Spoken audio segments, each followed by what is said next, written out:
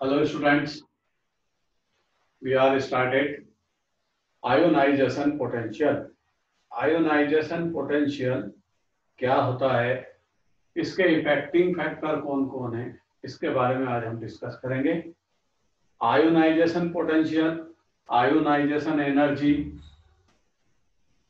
अलग अलग इसके नाम है। जैसे ionisation potential, ionisation energy, IP, इसको रिप्रेजेंट या हम शॉर्ट फॉर्म में क्या लिख सकते हैं, आईपी, आयोनाइजेशन पोटेंशियल।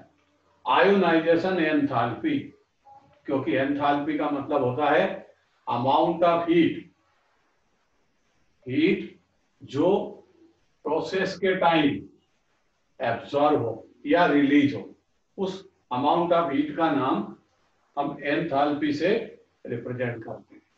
तो आईपी का मीनिंग, आईपी के अलग अलग नाम है। आईपी का एक नाम आयोनाइजेशन पोटेंशियल, दूसरा नाम आयोनाइजेशन एनर्जी, और तीसरा जैसा मैंने आपको बताया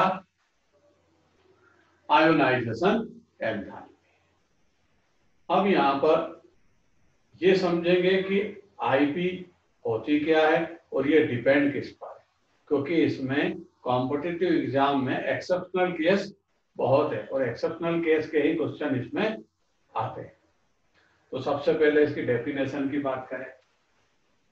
आईपी का सीधा सीधा मीनिंग है minimum required energy, minimum required energy removal of electron, और इलेक्ट्रॉन भी कौन सा, one electron from valency shell, valency shell के एक इलेक्ट्रॉन को रिलीज करने के लिए रिमूवल एटम से।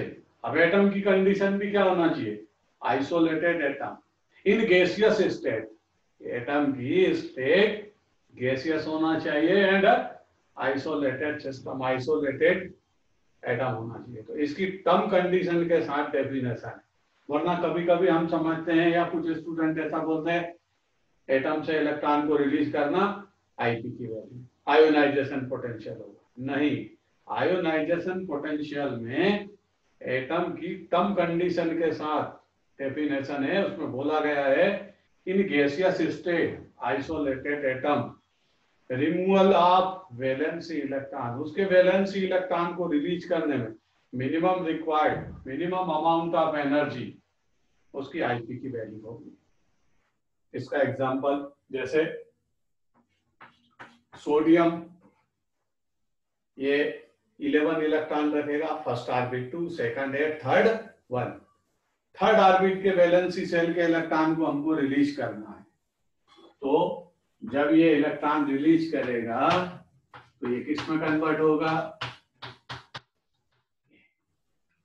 अब आप खुद दिमाग से सोचिए, आप खुद एक आइडिया लगाइए, अंदाज लगाइए कि जिस तरह ये सोडियम का न्यूक्लियस, इसके अंदर प्रोटॉन कितने, 11 प्रोटॉन इलेक्ट्रॉन पर अट्रैक्शन फोर्स अप्लाई करेंगे। ये फर्स्ट ऑर्बिट के इलेक्ट्रॉन, ये सेकंड के,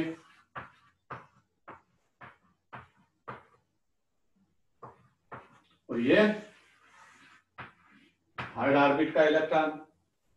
इस इलेक्ट्रॉन को रिमूव करना है तो न्यूक्लियस फर्स्ट ऑर्बिट के इलेक्ट्रॉन पर सबसे हायर अट्रैक्शन फोर्स अप्लाई करेगा, उससे लेस सेकंड ऑर्बिट के, और सबसे मिनिमम थर्ड ऑर्बिट के इलेक्ट्रॉन पर अट्रैक्शन फोर्स अप्लाई करेगा। इट मींस यहां से हमको इलेक्ट्रॉन रिलीज करना है तो इस पर अट्रैक्शन फोर्स किसका है, न्यूक्लियस का, प्रोटॉन का। तो आपको अगर इलेक्ट्रॉन वैलेंसी सेल से रिमूव करना है, रिलीज करना है, तो न्यूक्लियस के अट्रैक्शन फोर्स के अगेंस्ट वर्क डन होगा। मींस आपको उतना वर्क डन करना पड़ेगा जितना इस इलेक्ट्रॉन पर न्यूक्लियर अट्रैक्शन फोर्स अप्लाई करता है। मींस आपने क्या किया, work done. Work done means आपने सिस्टम को एनर्जी सप्लाई की। तो सप्लाई की तो प्रोसेस कौन सा हो गया, जिस सिस्टम में, जिस प्रोसेस में आप एनर्जी सप्लाई करें तो वो प्रोसेस होगा एंडोथर्मिक। आप इस इलेक्ट्रॉन को रिमूव करना चाहते हैं गैसियस स्टेट में, एटम की गैसियस स्टेट में, आइसोलेटेड सिस्टम है, उसमें इस इलेक्ट्रॉन को रिलीज करना है, तो आपको सिस्टम को एनर्जी सप्लाई करना पड़ेगी। इट मींस एंडोथर्मिक प्रोसेस होगा, और जब आप इस सिस्टम को एनर्जी सप्लाई करोगे तो ये इलेक्ट्रॉन एनर्जी को गेन करेगा, अपने ऑर्बिट से रिमूव हो जाएगा। तो ऐसे केस में, एंडोथर्मिक प्रोसेस के केस में, जब हम डेल एच की वैल्यू लिखते हैं तो ये कैसे लिखते हैं, एंथैल्पी चेंज ऐसा होगा पॉजिटिव। तो ये एंडोथर्मिक प्रोसेस है, इसमें हमको एनर्जी सप्लाई करना पड़ेगी सिस्टम को, तब इलेक्ट्रॉन रिमूव होगा from lower energy level to infinity, और वो एटम कौन से आयन में कन्वर्ट होगा, पॉजिटिव आयन में। इसीलिए इस एनर्जी का नाम है आयोनाइजेशन एनर्जी। वो उस एटम को आयन में कन्वर्ट करती है। अब यहाँ पर अगर न्यूट्रल एटम होगा तो वो मोनोपॉजिटिव आयन में कन्वर्ट होगा, और ऑलरेडी पहले से मोनोपॉजिटिव आयन है तो वो डाइपॉजिटिव आयन में कन्वर्ट होगा। मींस यहाँ पर आयन में आयन को भी कन्वर्ट करेंगे, तब वो एंथैल्पी, तब वो आयोनाइजेशन पोटेंशियल फिर सेकंड आईपी के नेम से फेमस होगी, सेकंड आयोनाइजेशन पोटेंशियल। और जब हम फर्स्ट इलेक्ट्रॉन को रिलीज करते हैं, क्योंकि डेफिनेशन क्या है, जब हम उसके वैलेंसी सेल के न्यूट्रल स्टेट में फर्स्ट इलेक्ट्रॉन को रिलीज करें, वो आयोनाइजेशन पोटेंशियल है। और सेकंड इलेक्ट्रॉन को रिलीज करोगे तो फिर पहले तो पॉजिटिव आयन में कन्वर्ट हो चुका है, तो उसको बोलेंगे second IP, value of second IP, second ionization potential. तो इस तरह ये आयोनाइजेशन पोटेंशियल है। अब आयोनाइजेशन पोटेंशियल के इफेक्टिंग फैक्टर कौन कौन से हैं? पहला इफेक्टिंग फैक्टर है न्यूक्लियर चार्ज। किसी भी एटम की, किसी भी एलिमेंट की न्यूक्लियर चार्ज पर उसकी आईपी की वैल्यू डिपेंड होती है, क्योंकि हम न्यूक्लियस के अगेंस्ट वर्क डन करते हैं। अगर न्यूक्लियर चार्ज हायर है तो तय आईपी की वैल्यू हायर होगी, न्यूक्लियर चार्ज लोअर है, डिक्रीज है, तो आईपी की वैल्यू भी डिक्रीज होगी। Means nuclear charge directly proportional to ionisation potential. Ionisation potential की वैल्यू न्यूक्लियर चार्ज के रिलेशन रखती है और लगभग डायरेक्टली प्रोपोर्शनल होगी। जितना न्यूक्लियर चार्ज हायर होगा उतनी आईपी की वैल्यू हायर होगी। इसी केस को हम लेकर के पीरियोडिक टेबल की जब बात करते हैं तो पीरियोडिक टेबल में एक होता है लेफ्ट टू राइट, इस तरह, इसको हम क्या बोलते हैं, लेफ्ट टू राइट को पीरियड्स। इधर इसको चलते में क्या बोलेंगे, left to right. Periodic table में पीरियड्स होते हैं, और डाउन तो क्या होते हैं, ग्रुप्स। इस तरह ग्रुप्स होंगे।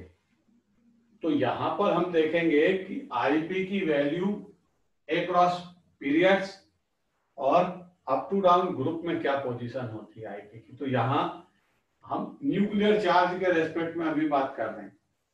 तो लेफ्ट टू राइट जब मूविंग करते हैं तो न्यूक्लियर चार्ज इंक्रीज होता है।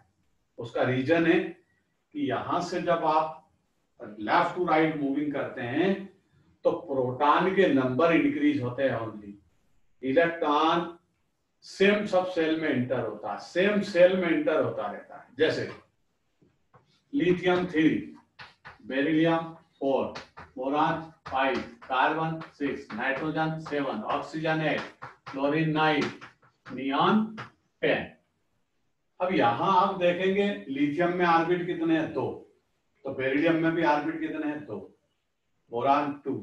मींस जितने भी सेकंड पीरियड के एलिमेंट्स है, पीरियड्स का नंबर ऑफ सेल के इक्वल होता है एलिमेंट के। अगर लिथियम में 2 ऑर्बिट है तो तय मान के चलिए वो पीरियोडिक टेबल के सेकंड पीरियड का एलिमेंट है। और इन सब में ये सेकंड पीरियड के एलिमेंट है, इनमें ऑर्बिट कितने हैं, 2। मींस ऑर्बिट का नंबर, सेल का नंबर इंक्रीज नहीं हुआ है। और इलेक्ट्रॉन इंक्रीज हुआ 3, 4, 5, 6, 7, तो प्रोटॉन के नंबर भी साइमल्टेनियसली इंक्रीज होंगे। तो यहां पर प्रोटॉन के नंबर जब इंक्रीज होंगे तो न्यूक्लियर चार्ज इंक्रीज होगा, और न्यूक्लियर चार्ज इंक्रीज होगा तो आईपी की वैल्यू इंक्रीज होगी। इसका मतलब पीरियोडिक टेबल में जब लेफ्ट टू राइट मूविंग करते हैं पीरियड्स में, तो न्यूक्लियर चार्ज इंक्रीज होगा, नया electron, new electron enter in same shell, same shell में इंटर होगा, उसके लिए कोई नया ऑर्बिट जनरेट नहीं होगा। इसलिए लेफ्ट टू राइट जब भी हम मूविंग करेंगे तो ये रेगुलर ट्रेंड है, आईपी की वैल्यू इंक्रीज होगी। लेकिन इसमें भी कुछ एक्सेप्शनल केस है, ऐसा सभी एलिमेंट में नहीं होगा, कहीं कहीं एक दो जगह क्रॉस पीरियोडिक पीरियड्स में एक्सेप्शनल केस है, तो वो देखते हैं। अब ग्रुप की बात करते हैं। ग्रुप में अप टू डाउन होगा, तो पहला एलिमेंट लिथियम, तो फिर दूसरा कौन हो जाएगा, sodium, potassium, rubidium, caesium, francium. Up to down जब आप बात करोगे तो यहां पर ऑर्बिट्स के नंबर इंक्रीज होते हैं। जैसे लिथियम में कितने ऑर्बिट, 2, तो सोडियम में 3 orbit, potassium 4, rubidium 5 orbit, caesium 6, francium 7। इस तरह नंबर ऑफ सेल इंक्रीज होते हैं। तो इलेक्ट्रॉन जो वैलेंसी सेल का है वो न्यूक्लियस से डिस्टेंस मैनेज करता है, डिस्टेंस मेंटेन करेगा, डिस्टेंस इंक्रीज करेगा। मतलब न्यूक्लियस का अट्रैक्शन फोर्स आउटर इलेक्ट्रॉन पर डिक्रीज होगा, और डिक्रीज होगा तो ते आईपी की वैल्यू डिक्रीज होगी। तो दोनों कंसेप्ट को ध्यान रखिए। जब पीरियोडिक टेबल में लेफ्ट टू राइट मूविंग करते हैं तो न्यूक्लियर चार्ज इंक्रीज होगा, इसलिए आईपी की वैल्यू इंक्रीज होती है। अप टू डाउन मूविंग करेंगे, नंबर ऑफ सेल इंक्रीज होंगे, एटम की साइज लार्जर होगी, साइज लार्जर होगी तो न्यूक्लियस से इलेक्ट्रॉन वैलेंसी सेल का दूर जाएगा तो उसको रिलीज करना आसान है, आसानी से वो मिनिमम एनर्जी में रिलीज हो जाएगा। इस तरह ये कंसेप्ट किसका है, न्यूक्लियर चार्ज का कंसेप्ट। अब दूसरे इसमें कंसेप्ट में आते हैं कि जब हम लेफ्ट टू राइट मूविंग करते हैं तो यहां पर ये रेगुलर ट्रेंड नहीं है कि हमेशा ही इंक्रीज होगी, कभी कभी डिक्रीज भी हो जाती है। क्यों कि आईपी की वैल्यू केवल न्यूक्लियर चार्ज पर डिपेंड ही नहीं है, only not depend upon nuclear charge, केवल ये न्यूक्लियर चार्ज पर डिपेंड नहीं है, ये और अदर फैक्टर्स पर भी डिपेंड है, जिसमें सेकंड का नाम आता है ऑर्बिटल्स। आपको कौन से ऑर्बिटल से इलेक्ट्रॉन को रिलीज करना है, क्योंकि सेल के अंदर आपको सब सेल मिलेंगे, सब सेल के अंदर ऑर्बिटल्स मिलेंगे। कौन से ऑर्बिटल से इलेक्ट्रॉन को रिलीज करना है उस पर भी आईपी की वैल्यू डिपेंड होती है। जैसे S orbital spherical in shape, तो न्यूक्लियस के सराउंडिंग स्पेस में होगा, न्यूक्लियस के नजदीक होता है, उस पर अट्रैक्शन फोर्स हायर होता है। अगर आपको एस सब सेल के इलेक्ट्रॉन को रिलीज करना है तो मान के चलिए कंपैरेटिवली पी ऑर्बिटल के केस में आपको एस ऑर्बिटल के इलेक्ट्रॉन को ज्यादा एनर्जी सप्लाई करना पड़ेगी। इसका मतलब पी के कंपैरिजन में अगर एस से इलेक्ट्रॉन रिलीज करना है तो एनर्जी की वैल्यू हायर लगेगी, मींस इलेक्ट्रॉन को रिलीज करना, आईपी की वैल्यू हायर होगी। पी के कंपैरिजन डी से करिए, डी का कंपैरिजन एफ से करिए, तो यहां पर comparatively S P D F, इनमें जब हम कंपैरिजन करते हैं तो सबसे हाईएस्ट आईपी किसकी होगी, अगर आपको एस ऑर्बिटल से इलेक्ट्रॉन को रिलीज करना, उससे कम पी, उससे कम डी, सबसे कम एफ। ये भी एक आईपी का फैक्टर है, इफेक्टिंग फैक्टर है। अब इसमें कुछ एक्सेप्शनल केस है, उनकी हम बात करें। जैसे सेकंड पीरियड में बेरिलियम 4 और बोरान 5, पीरियोडिक टेबल में लिथियम के बाद बेरिलियम आता है, तो बेरिलियम के बाद बोरान आएगा, तो इसकी आईपी हायर होना चाहिए, क्योंकि अभी हमने बोला लेफ्ट टू राइट मूविंग करते हैं तो आईपी की वैल्यू इंक्रीज होती, क्योंकि left to right nuclear charge increase होता। लेकिन हर बार ऐसा नहीं होगा। इसकी आईपी की वैल्यू डिक्रीज हो जाती है इस कंसेप्ट से। क्यों? बेरिलियम में इलेक्ट्रॉन 4 2 यहां से इलेक्ट्रॉन रिलीज करना है, क्या डायग्राम 2s2। यहां एस ऑर्बिटल से आपको इलेक्ट्रॉन रिलीज करना, जो पेयर्ड है, स्टेबल है, आपको ज्यादा एनर्जी की आवश्यकता हो, जबकि बोरान में इलेक्ट्रॉन कितने 5 2 3। इसका डायग्राम क्या होगा 2s2 2p1। कहां से इलेक्ट्रॉन को रिलीज करना है? पी सब सेल से इलेक्ट्रॉन को रिलीज करना है, जो अनपेयर्ड है, अवे फ्रॉम न्यूक्लियस, न्यूक्लियस से दूर है, आसानी से रिलीज होगा, कम एनर्जी की रिक्वायरमेंट होगी। तो यहां पर अगर आप बोरान और बेरिलियम का कंपैरिजन करें तो बोरान की जो आईपी की वैल्यू है वो डिक्रीज होगी एज कंपेयर टू बेरिलियम। ये एक एक्सेप्शनल केस बना। आगे चले थोड़ा सा इसी पीरियड में, तो वहां भी एक केस है, पर वो डिपेंड है ऑर्बिटल की स्टेबिलिटी पर। तो तीसरा कंसेप्ट क्या है? आईपी की वैल्यू किस पर डिपेंड है? Stability of orbital. ऑर्बिटल की स्टेबिलिटी पर आईपी की वैल्यू डिपेंड है। ये आईपी का थर्ड फैक्टर है, जिस अब ये पहले हम पढ़ चुके हैं, हाफ फील्ड और full field orbital more stable. D100 orbital में half field full field orbital more symmetric, और सिमेट्रिक होगा तो एनर्जी की रिक्वायरमेंट ज्यादा होगी उसको इलेक्ट्रॉन को रिलीज करने में। तो यहां पर भी ऑर्बिटल की स्टेबिलिटी के केस पर ऑक्सीजन और नाइट्रोजन में एक्सेप्शनल केस बन जाता है इसी पीरियड में। बोरान के बाद कौन आएगा? कार्बन 6। अब आता है नाइट्रोजन और ऑक्सीजन, दोनों की बात करेंगे। ये नाइट्रोजन का diagram 1s2 2s2 2p3। P orbital कैसा है 1 2 3।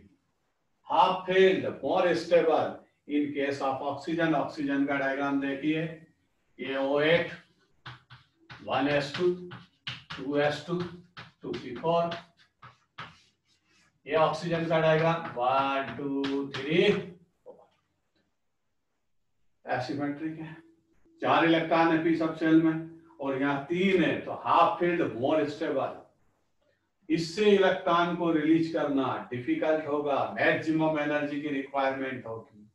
तो यहां पर किसके कारण? ऑर्बिटल की स्टेबिलिटी के कारण एक्सेप्शनल केस है कि नाइट्रोजन की आईपी की वैल्यू हायर होगी, जबकि हम स्टार्टिंग में क्या बोल चुके हैं कि लेफ्ट टू राइट मूव करते हैं तो जनरली आईपी की वैल्यू इंक्रीज होती है। लेकिन ऐसा हर जगह नहीं है। नाइट्रोजन ऑक्सीजन के केस में नाइट्रोजन की आईपी की वैल्यू हायर होगी due to stable and symmetric p orbital. इसमें आपको ज्यादा एनर्जी की रिक्वायरमेंट होगी अगर इलेक्ट्रॉन को रिलीज करना। इसमें थोड़ी कम होगी क्योंकि यह एसिमेट्रिक है और आसानी से यह इलेक्ट्रॉन रिलीज हो सकता है। तो इस तरह ये दो एक्सेप्शनल केस है। इसका मतलब सेकंड पीरियड और थर्ड पीरियड में आईपी की वैल्यू जो है वो इरेगुलर टेंड हुआ है, और जहां पर एक्सेप्शनल केस है उसके अकॉर्डिंग आपको इनका अरेंजमेंट चेंज करना पड़ेगा। तो कैसे चेंज करें?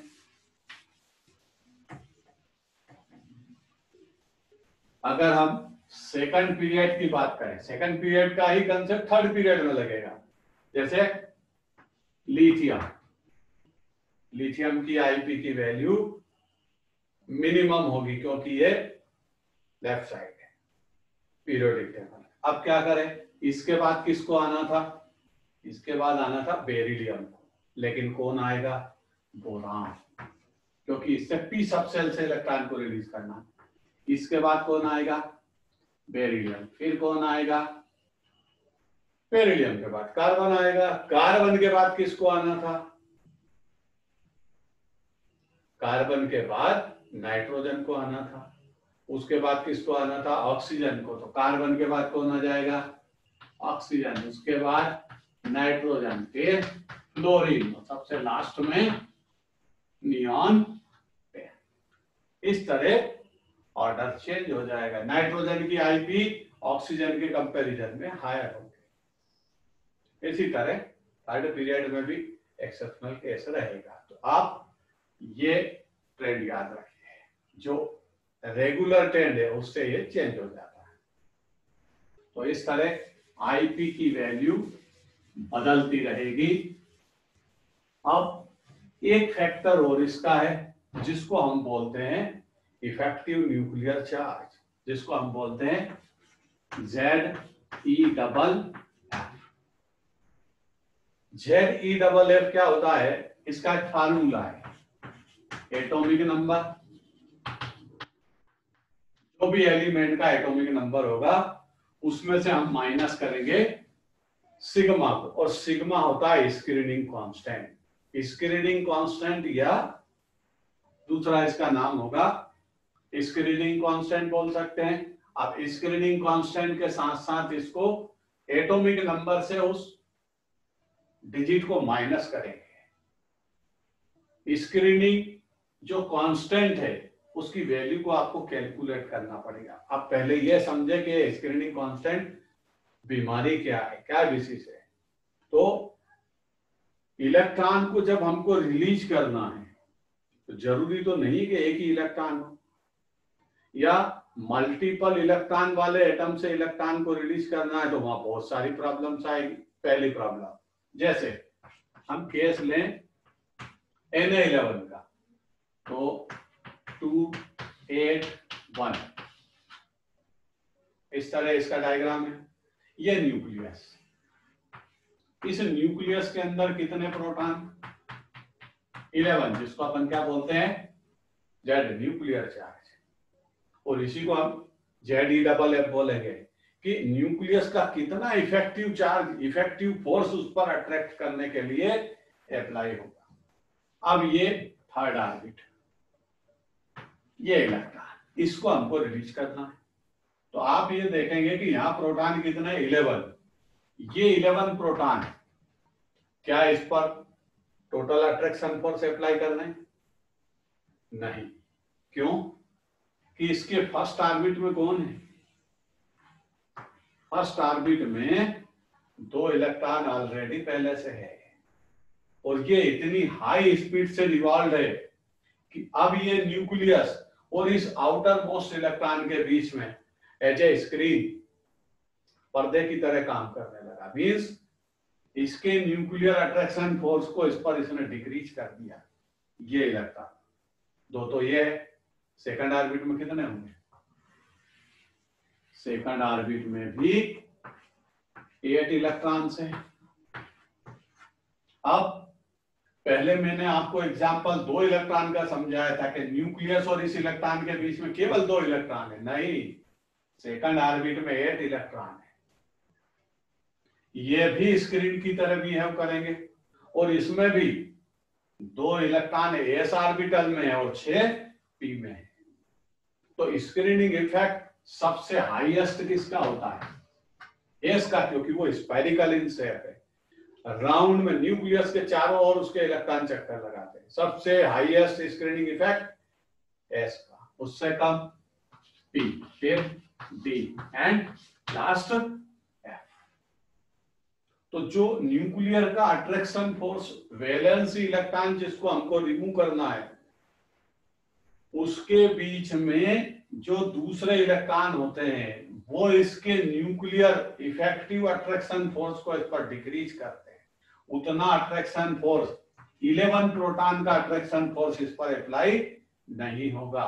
ये स्क्रीन की तरह काम करेंगे, और एस ऑर्बिटल सबसे बड़ा स्क्रीनिंग इफेक्ट रखता है। उससे कम पी, उससे कम डी, उससे कम एफ। क्यों? कि स्क्रीनिंग इफेक्ट जो होता है वो उनके शेप साइज पे डिपेंड है। पी ऑर्बिटल डंबल्स है, डी ऑर्बिटल डबल डंबल्स है, एफ डिफ्यूज डंबल्स है। तो इस तरह ये सबसे ज्यादा स्क्रीनिंग इफेक्ट रहेगा। स्क्रीनिंग इफेक्ट को दूसरा नाम बोलते हैं शिल्डिंग इफेक्ट भी बोलते हैं। दोनों नाम है इसके। तो यहां पर हम ये देखेंगे कि न्यूक्लियर का जो अट्रैक्शन फोर्स है इफेक्टिव, वो इस इलेक्ट्रॉन पर डिक्रीज होता है। इनके स्क्रीनिंग इफेक्ट है। दूसरा कारण ये इलेक्ट्रॉन इसको रिपेल करेंगे, ये इलेक्ट्रॉन को रिपेल करेगा तो ये दूर भागेगा न्यूक्लियस से, तो न्यूक्लियस का अट्रैक्शन फोर्स इस पर डिक्रीज होगा। ZeF कैसे कैलकुलेट करते हैं ये किसी अगले वीडियो में इस पर डिस्कशन करेंगे, लेकिन स्क्रीनिंग इफेक्ट या शील्डिंग इफेक्ट भी आईपी की वैल्यू को इफेक्ट करता है। जो बीच में इलेक्ट्रॉन होंगे वो न्यूक्लियस के अट्रैक्शन फोर्स को आउटर इलेक्ट्रॉन पर डैमेज करते हैं, डिक्रीज करते हैं। अब इसके बाद हम बात करेंगे कि जब हम फर्स्ट इलेक्ट्रॉन को रिलीज करते हैं तो उसको बोलते हैं first IP. Ionisation potential successive IP की वैल्यू होती है, मींस इंक्रीजिंग ऑर्डर में होती है। जैसे एक इलेक्ट्रॉन को रिलीज किया तो उस वैल्यू को बोलेंगे फर्स्ट आईपी, बाद में सेकंड इलेक्ट्रॉन को फिर रिलीज किया तो सेकंड आईपी, थर्ड इलेक्ट्रॉन को रिलीज किया तो थर्ड आईपी। इस तरह आईपी सक्सेसिव वैल्यू रखती है। अब हम यहां पर एक बेहतरीन क्वेश्चन की बात करेंगे कि जिसमें फर्स्ट आईपी सेकंड आईपी की वैल्यू चेंज हो जाती है। बड़ा खतरनाक, बड़ा इंटरेस्टिंग क्वेश्चन है, समझिए। जैसे carbon, nitrogen, oxygen and fluorine, 4 element given है। इसमें हम पहले फर्स्ट आईपी की बात करें तो सबसे हाईएस्ट फर्स्ट आईपी किसकी होगी?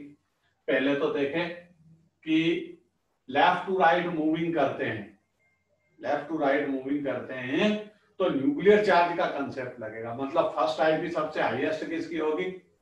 फ्लोरीन। उसके बाद कौन आएगा? इन दोनों में एक्सेप्शनल केस है, इन दोनों में अभी आपको समझाया, नाइट्रोजन के पास स्टेबिलिटी है, हाफ फील्ड पी ऑर्बिटल है, तो फ्लोरीन के बाद कौन आ जाएगा? नाइट्रोजन।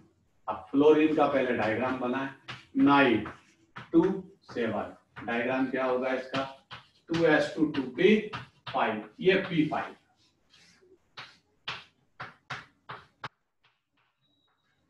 हम वो डायग्राम बनाएंगे जहां से इलेक्ट्रॉन को रिलीज करना है। ये 2p5 का डायग्राम बना है फ्लोरीन के, 1s2 2s2 से कोई लेना देना नहीं। अब फ्लोरीन के बाद कौन है?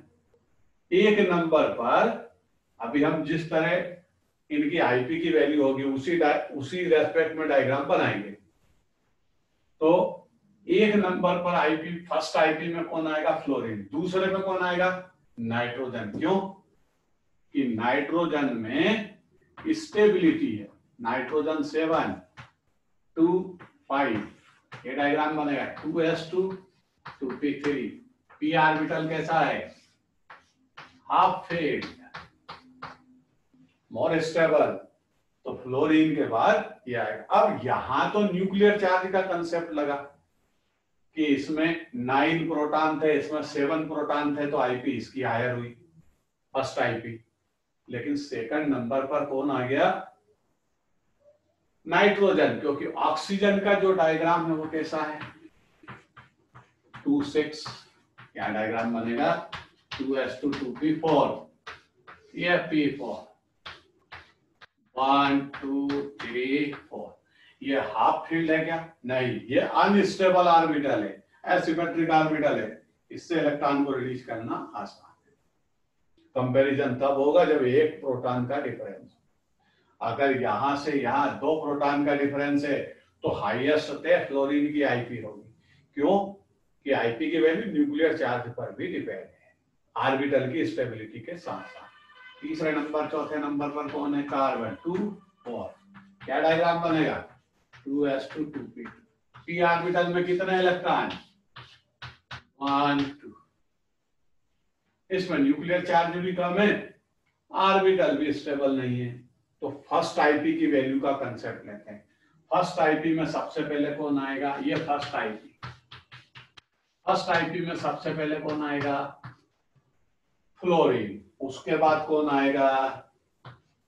नाइट्रोजन, फिर ऑक्सीजन, फिर कार्बन।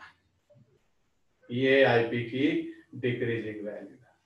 अब हम करें सेकंड आईपी की वैल्यू की बात। सेकंड आईपी में कंसेप्ट चेंज हो जाएगा, यहां लिखते हैं सेकंड आईपी।